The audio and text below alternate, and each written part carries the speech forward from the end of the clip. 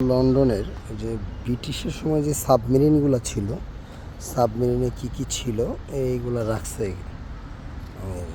এই যে সাবমেরিনটা,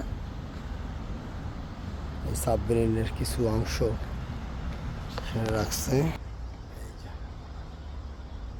সব কিছুই সাবমেরিনের অংশ। বিশাল জিনিস, এটা লড়ানো যায় না, বিশাল। এই যে বড় বড় সব সাবমেরিনের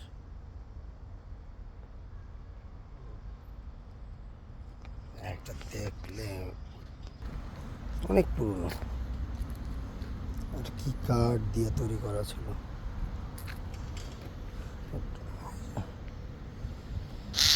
হুম।